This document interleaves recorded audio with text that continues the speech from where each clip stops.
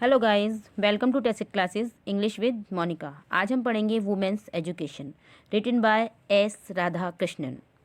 S Radhakrishnan well known personality हैं, आप सब जानते हैं इनके बारे में। डॉक्टर एस राधाकृष्णन हमारे सेकंड प्रेसिडेंट रह चुके हैं और इनका जन्म 1888 में हुआ था और इनकी मृत्यु 1975 में हो गई थी। ये बहुत महान दार्शनिक थे, बहुत अच्छे स्पीकर थे, बहुत अच्छे राइटर थे और ये जो है बनारस हिंदू यूनिवर्सिटी के वाइस चांसलर भी रह चुके थे 1939 से 1948 तक और फ़िलासफ़ी के प्रोफेसर थे कैलकाटा यूनिवर्सिटी में। तो ये जो चैप्टर हम पढ़ रहे हैं वुमेन्स एजुकेशन, ये डॉक्टर एस राधाकृष्णन की एक बहुत फेमस बुक थी ट्रू नॉलेज, उससे लिया गया है, जिसको 1970 में पब्लिश किया गया था।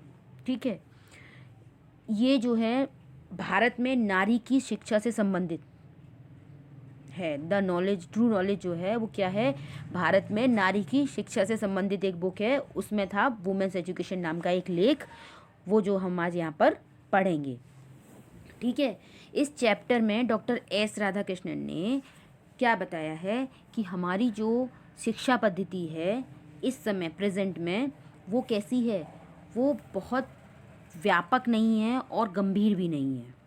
यहाँ पर शिक्षा केवल कैसी दी जाती है, जीविकोपार्जन की शिक्षा दी जाती है। ठीक है, या फिर तकनीकी कौशल पर बल दिया जाता है। ठीक है, उच्चतर जीवन स्तर कैसे बने ये हमें नहीं सिखाया जाता। तो वो ये चाह रहे हैं कि शिक्षा कैसी होनी चाहिए जिसमें उच्चतर जीवन का स्तर कैसे बने, कैसे अच्छा आचरण आए लोगों में, ये सिखाया जाना चाहिए। और इसके लिए क्या चाहिए, इसके लिए हमें शास्त्रों का अध्ययन करना चाहिए। ऐसी सलाह डॉक्टर एस राधाकृष्णन ने इस चैप्टर में हमको दी है। तो इस चैप्टर को अच्छे से समझने के लिए लाइन वाइज लाइन हिंदी में इसका हम एक्सप्लेनेशन करेंगे। You are living in an age when there are great opportunities for women in social work, public life and administration.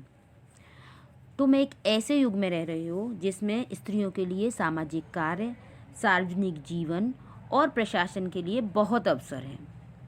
ठीक है, society requires women of discipline minds and restraint manners. समाज को अनुशासित तथा नियंत्रित व्यवहार वाली स्त्रियों की आवश्यकता है। Whatever line of work you undertake, you should bring to it an honest discipline mind. अब वो कह रहे हैं तुम किसी भी प्रकार का कार्य को करना चाहो, तुम्हें कार्य करने के लिए ईमानदारी और अनुशासन की आवश्यकता होगी। भाई हम कोई भी कार्य करें, हम चाहे पढ़ाई करें, चाहे अपना कोई रोज़गार का काम करें, हर किसी में सबसे ज़रूरी क्या होता है, ईमानदारी और डिसिप्लिन। ऑनेस्टी और डिसिप्लिन विशेषकर चाहिए, तभी हम किसी कार्य में सफल हो पाएंगे। वही उन्होंने कहा है कि आप कोई भी कार्य करें, किसकी ज़रूरत है, ईमानदारी की और अनुशासन की। ठीक है, you will the succeed and have the Joy of your work. तुम सफल हो सकोगे, तभी तुम सफल हो सकोगे और तभी तुम्हें कार्य करने का आनंद प्राप्त होगा। कि हमारे क्या होना चाहिए, हमारे पास डिसिप्लिन होना चाहिए और हमारे पास ऑनेस्टी होनी चाहिए। आपकी पढ़ाई लिखाई में भी ये बात बिल्कुल सही बैठती है। अगर आप डिसिप्लिन्ड होंगे, आप रोज़ का काम रोज़ करेंगे, तो आपका रिजल्ट बहुत अच्छा आएगा और उसकी सफलता से आपको आनंद मिलेगा। ठीक है, actually in our country education so far as girls education is concern is not widespread enough. वो कह रहे हैं वास्तव में क्या है, हमारे देश में जहाँ तक लड़कियों की शिक्षा का संबंध है ये अधिक फैली हुई नहीं है, वाइड स्प्रेड नहीं है, यानी कि बहुत ज़्यादा फैली हुई हो education. So every institution which contributes to the education of girls is worthy of recognisation and encouragement. तो कोई भी संस्था जो लड़कियों को शिक्षा में अपना योगदान कर रही है, मान्यता और प्रोत्साहन पाने की अधिकारी है। मतलब ऐसी संस्थाएं जो लड़कियों को प्रोत्साहित करती हैं वो क्या पाने की अधिकारी हैं, अपनी मान्यता, रिकॉग्नाइजेशन, उनकी पहचान और एनकरेजमेंट यानी प्रोत्साहन पाने के अधिकारी हैं। But I am anxious that the kind of education that is imparted must not only be broad but should be also be deep। अब वो आगे बता रहे हैं, किंतु मेरी इच्छा है कि लड़कियों को दी जाने वाली शिक्षा केवल विस्तृत ही ना हो बल्कि गहरी भी हो। ठीक है, we are lacking in depth, हमारी शिक्षा में गहराई की कमी है। We may become learn and skilled but if we do not have some kind of purpose in our life themselves become blind, blundering and bitter। अब वो आगे बता रहे हैं कि हम विद्वान और चतुर बन सकते हैं, किंतु यदि हमारे जीवन में कोई उद्देश्य ना हो तो हमारा जीवन कैसा हो जाएगा? अंधकारपूर्ण हो जाएगा। ब्लाइंड, ब्लंडरिंग मतलब गड़बड़ गड़बड़, सब त्रुटिपूर्ण हो जाएगा। और कैसा हो जाएगा? निराशाजनक हो जाएगा, बिल्कुल। ठीक है, कड़वाहट से भर जाएगा। आगे वो बताते हैं, द गीता सेज, गीता क्या कहती है? गीता में कहा गया है कि वया वास्यात्मिका बुद्धिर एकः, कार्य करने का लक्ष्य एक है और वो निश्चित है। For a truly cultured mind there is a single mindedness, a dedication to single purpose. एक सच्चे सभ्य दिमाग के लिए लक्ष्य का एक होना और उसके प्रति समर्पित होना आवश्यक है। सिंगल माइंडेडनेस, ठीक है, कि दिमाग एक दिशा में लगाओ। कल्चर माइंड मतलब सभ्य, तो वो कह रहे हैं कि एक सच्चे और सभ्य दिमाग के लिए लक्ष्य का एक होना और उसके प्रति समर्पित होना, ये बहुत ज़रूरी है। ठीक है, आगे देखिए, आगे वो कह रहे हैं, for the uncultured mind the whole life is scattered in many direction. आगे बता रहे हैं कि जो दिमाग कैसा है? जो सभ्य नहीं है, अनकल्चर्ड है ना, अनकल्चर्ड है, सभ्य दिमाग नहीं है जो, उसके लिए पूरा जीवन कैसा है? विभिन्न क्षेत्रों में बिखरा हुआ है। स्कैटर्ड यानी बिखरा हुआ है। Whole life is scattered in many direction. भाष्यकः हन्यांत सक्ता, आगे क्या बता रहे हैं वो? भाष्यकः हन्यान सक्ता यानी एक साथ कई उद्देश्यों का होना, बहुत सारे उद्देश्य एक साथ अगर हमारे साथ जुड़े हुए हैं तो क्या होगा? Therefore it is essential that the education which you acquire in these institutions should give you not merely learning and skill but endow you with a definite purpose in life।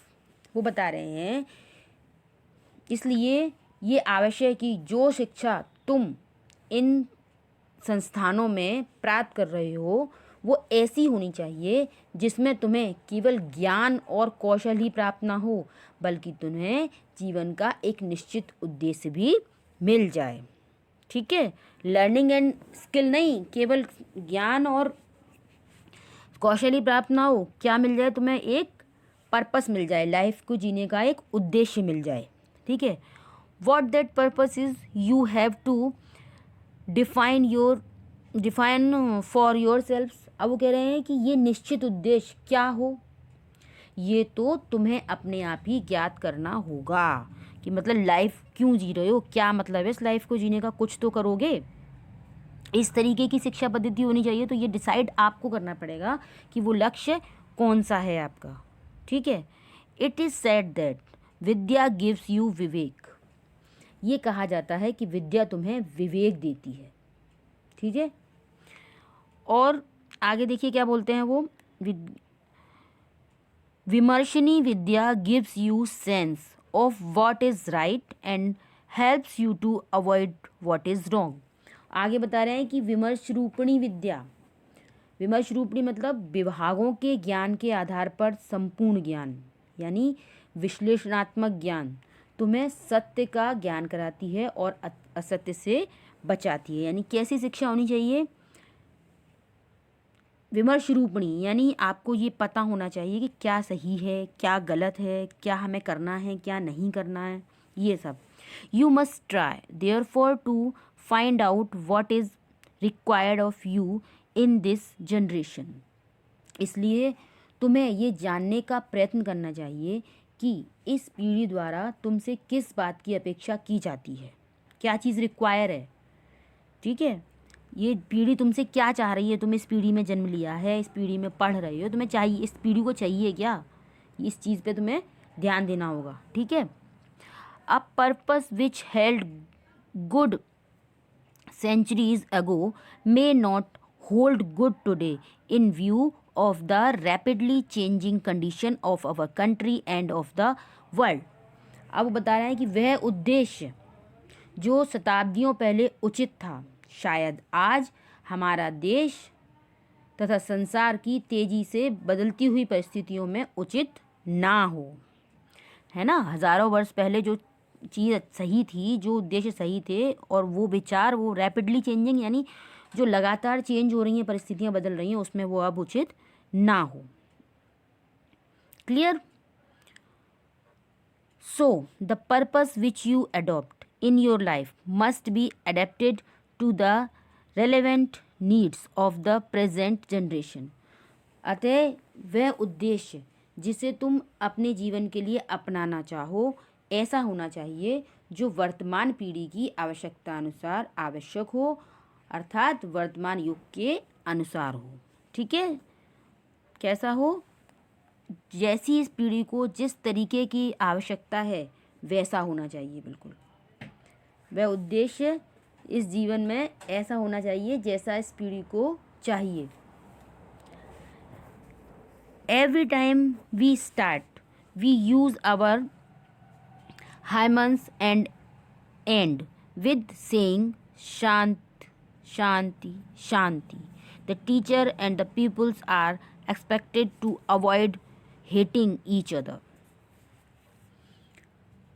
प्रत्येक बार, एवरी टाइम, जब हम पढ़ाई का कार्य आरंभ करते हैं तब हम ईश्वर की प्रार्थना करते हैं और अंत में कहते हैं शांति शांति शांति।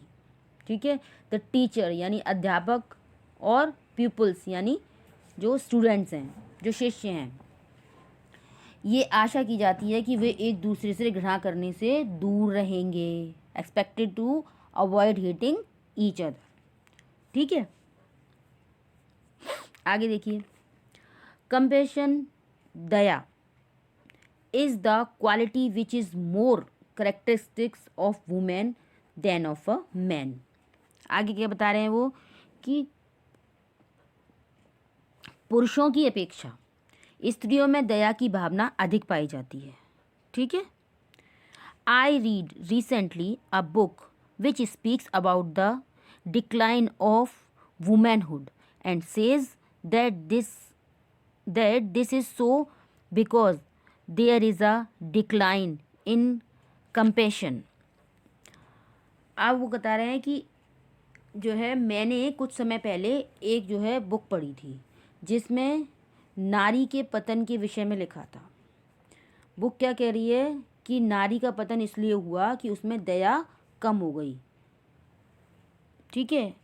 In other words the natural quality of women is compassion. दूसरे शब्दों में कहा जाए तो स्त्रियों का स्वाभाविक गुण क्या है? दया है। ठीक है। और ये क्या हो गया? ये गुण जो है स्त्रियों में कम हो गया। If you do not have compassion you are not human.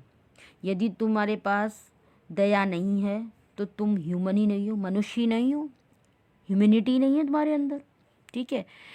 It is there for essential for every human being to develop the quality of considerateness, kindness and compassion. तो ये ज़रूरी है, ये आवश्यक है कि प्रत्येक मनुष्य में विवेक, सहानुभूति और दया के गुणों का विकास करे। सब कुछ हो इसके अंदर, है ना। दया हो, विवेक हो, सहानुभूति हो, ये गुण है मनुष्य के। Without these qualities we are only human animals, नर पशु, नॉट मोर देन दैट। अब वो कह रहे हैं कि इन गुणों के बिना हम केवल नर पशु ही रहेंगे, इससे अधिक कुछ और नहीं हो पाएंगे, है ना। नर पशु रहेंगे, इसके अतिरिक्त और कुछ नहीं रहेंगे। There is a famous verse which tells us संसार विसा वर्कास्य। आगे बता रहे हैं वो कि एक प्रसिद्ध कविता जो हमें बताती है कि संसार कैसा है। संसार विषावर्कस्य, यानी संसार विष का वृक्ष है।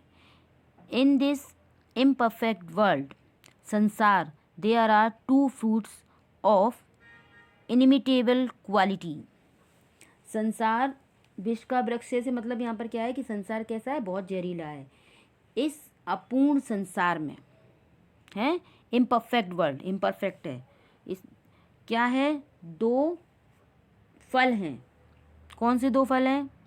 इमिटेबल क्वालिटी, यानी अनुकरण करने वाले दो ही फल हैं, दो ही वस्तु ऐसी हैं, यानी दो ही वस्तु ऐसी हैं जिन्हें प्राप्त करने का हमें प्रयत्न करना चाहिए। कौन सा? They are the study of our great classic and communion with great minds. हमारे गौरवपूर्ण महान ग्रंथों का अध्ययन तथा अच्छे लोगों का संसर्ग, ये ही दो वस्तुएं ऐसी हैं जो मनुष्य के दिमाग और हृदय को क्या कर सकती हैं, चेंज कर सकती हैं, है ना। These two are the things which mould men's minds and hearts. बहुत इंपॉर्टेंट चीज़ कही है बच्चों यहाँ पर। उन्होंने क्या बोला कि संसार क्या है, विश्व वृक्ष है, और इस इम्परफेक्ट वर्ल्ड में केवल दो ही चीज़ें ऐसी हैं जिनका हमें अध्ययन करना चाहिए। ठीक है, कौन कौन सी दो चीज़ बताई उनने? हमारा गौरवपूर्ण महान ग्रंथों का अध्ययन और अच्छे लोगों का संसर्ग। ठीक है। I am anxious that our great classical should be studied, the classics of all countries of which we are the inheritors.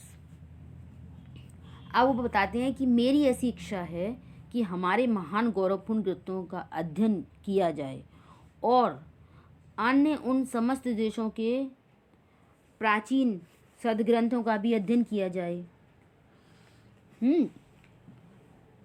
क्या बोल रहे हैं वो कि मेरी ऐसी इच्छा है, मेरी ऐसी अभिलाषा है कि our great classic should be studied, हमारे जो महान ग्रंथ हैं उनको पढ़ा जाए, प्राचीन ग्रंथ जो हैं, the classic of all countries of which we are inherited, मतलब ऐसे ग्रंथ जो हमें उत्तराधिकार में प्राप्त हुए हैं, दूसरी कंट्रियों के ग्रंथ हमें जो उत्तराधिकार में प्राप्त हुए हैं, हेरिटेज मतलब होता है उत्तराधिकार, है ना, उनका भी हमें अध्ययन करना चाहिए।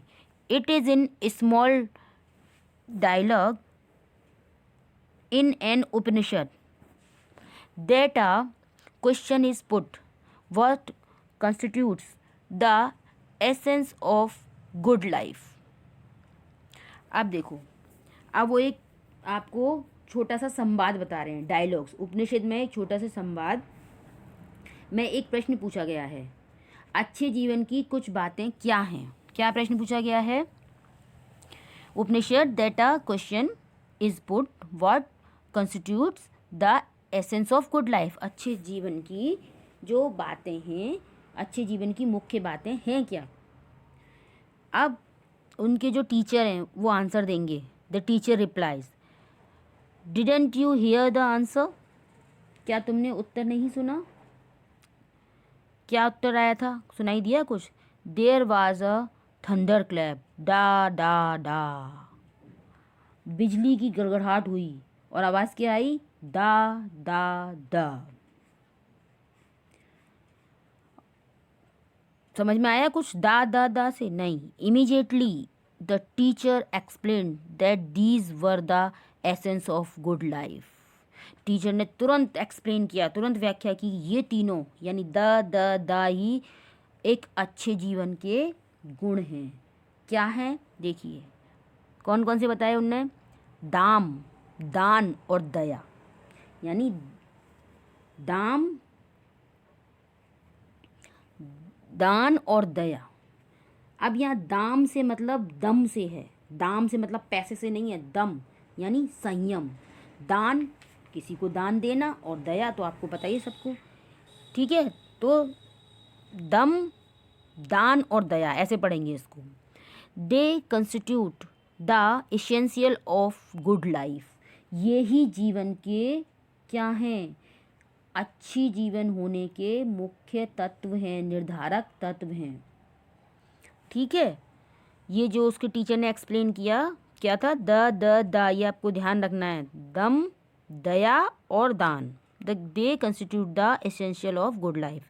यू मस्ट हैव दम और self control, restrain which is the mark of a human being. आगे बताते हैं कि तुम में दम, दम अर्थात आत्मनियंत्रण, संयम होना चाहिए, जो कि मानव होने का क्या है? चिन्ह है। आत्म संयम तो होना ही चाहिए, सेल्फ कंट्रोल, ठीक है। In the Ramayana when Lakshman sets out for the forest, his mother tells him, look upon Ram as your father.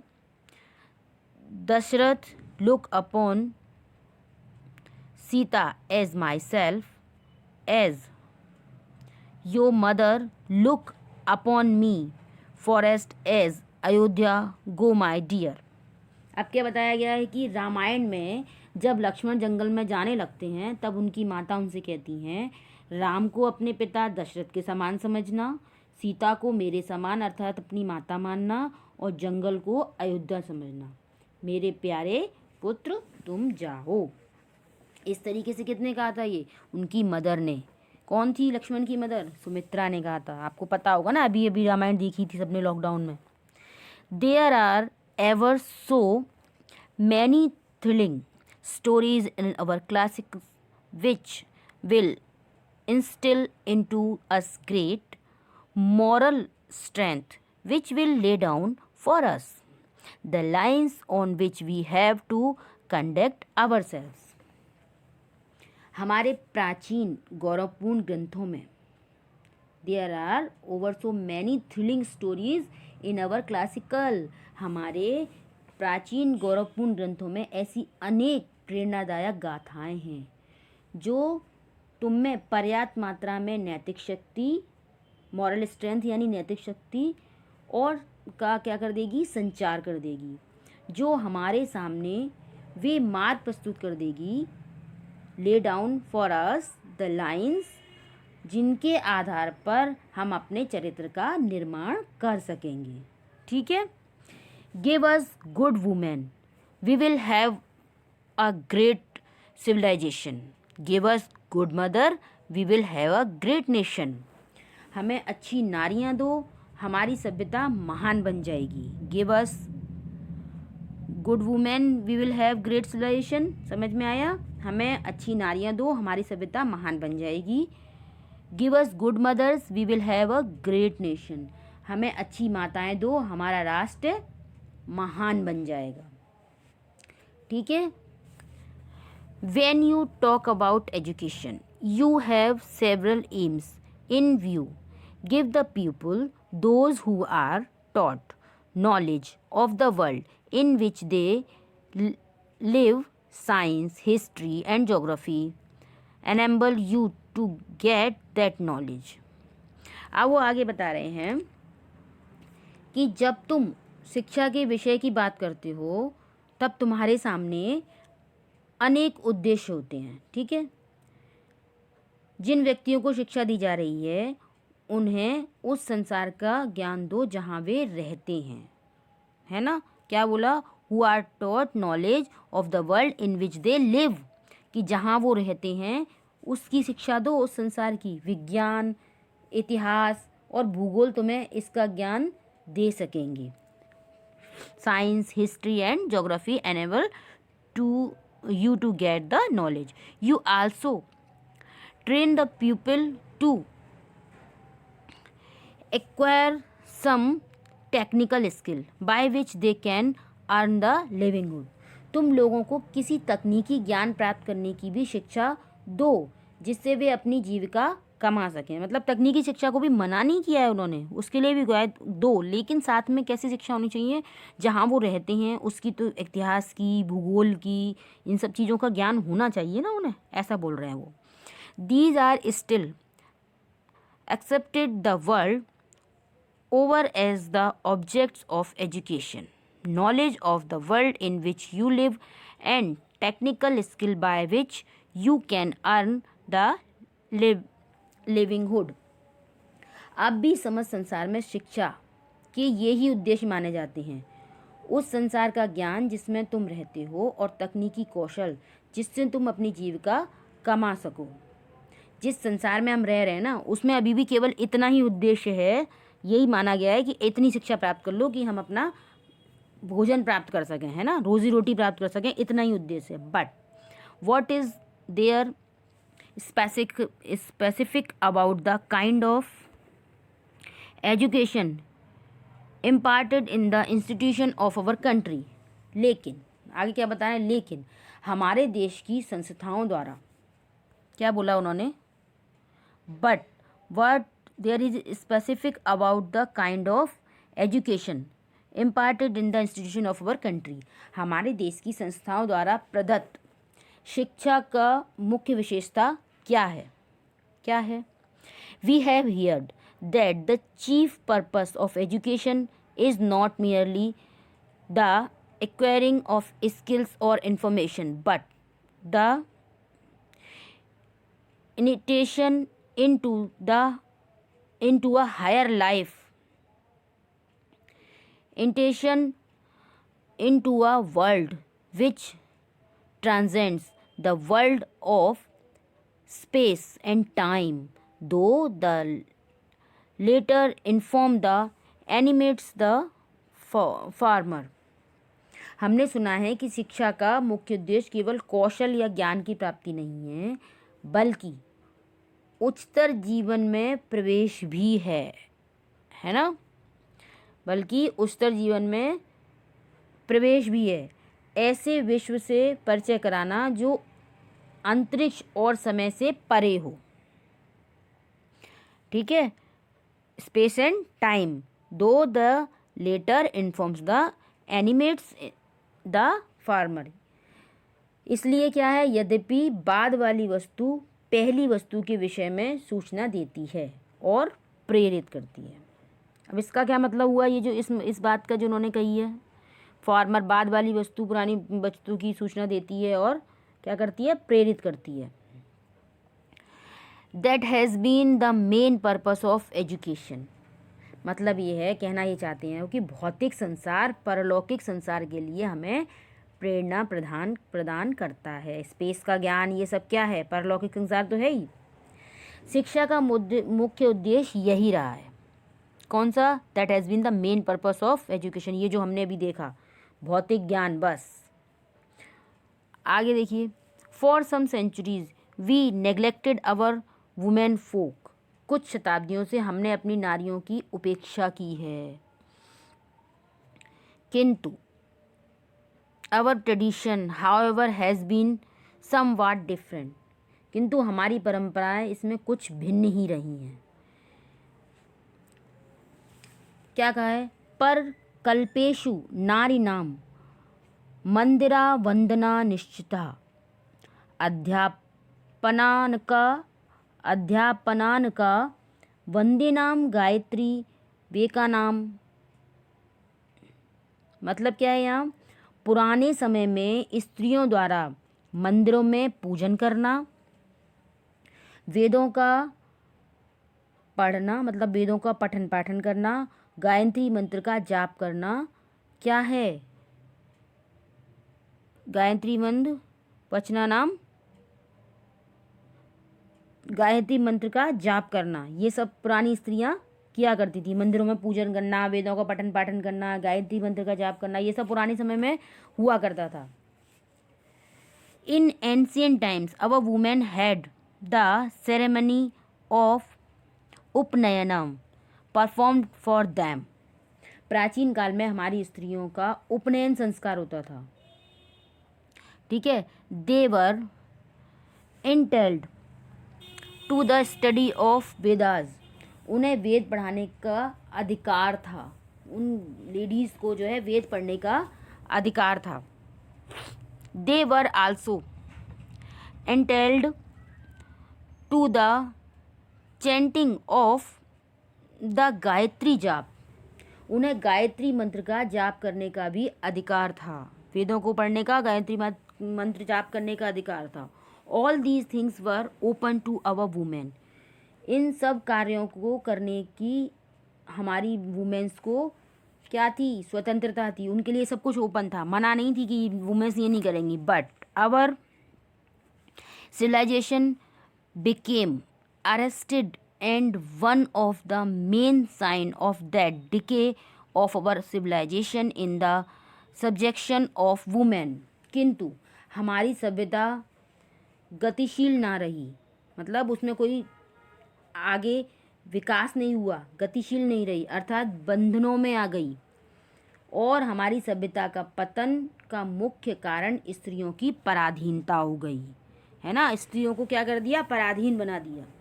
ये हमारी सभ्यता का विकास का पतन का मुख्य कारण हुआ, उसका विकास जो नहीं हो पाया। After independence through the extension of Mahatma Gandhi, a revolution has been effected in our country and women are coming into their own। स्वतंत्रता के बाद महात्मा गांधी के अथक प्रयासों के कारण हमारे देश में एक क्या